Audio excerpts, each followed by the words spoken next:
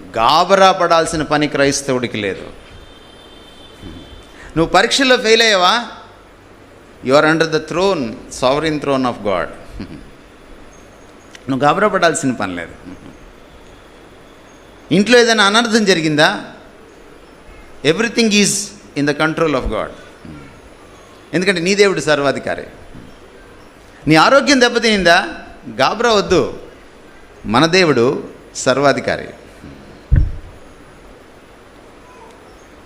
ఏదైనా జరగనివ్వండి, అది అరిష్టమైన అనర్థమైన, అది అనూహ్యమైన పరిణామమైన, అది మనకి దిగ్భ్రాంతి కలిగించేదైనా, అది ఒక మరణమైనా సరే మనం చెల్లించాల్సిన పని లేదు. Because everything is in his control. ఆయన చెప్పు చేతల్లో సమస్తం ఉంది.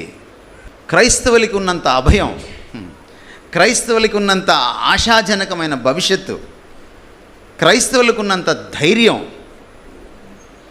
క్రైస్తవులకు ఉన్నంత కాన్ఫిడెన్స్, విశ్వాసం ఈ ప్రపంచంలో ఎవరికి దక్కదు, దొరకదు కూడా.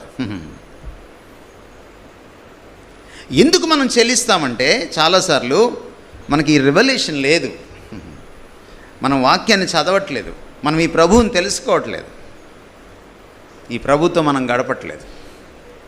యెషయాకి ఆయన ఎందుకు కనపడ్డాడు? యెషయా వెళ్ళి ప్రార్థన చేసుకుంటున్నాడు. యెషయా చాలా ఆందోళనతో అతను ప్రార్థనలో ఉన్నాడు, ప్రభువుని చూస్తున్నాడు, ప్రభువుకి మొరపెడుతున్నాడు. ఏ సింహాసనాన్ని చూసి గాబరా పడుతున్నాడో ఆయనకి మరొక సింహాసనాన్ని ఆయన చూపించాడు. ఇదిగో ఈ సింహాసనాలు వస్తాయి పోతాయి, ఇది అప్పుడప్పుడు ఖాళీ అయిపోతుంది, సంక్షోభం ఏర్పడుతుంది, కానీ ఖాళీ కాని సింహాసనం ఇది. అన్ని ఖాళీ అయ్యే సింహాసనాల పైన ఉన్నటువంటి శాశ్వత సింహాసనం ఇది. అన్నీ నా చేతుల్లో ఉన్నాయి.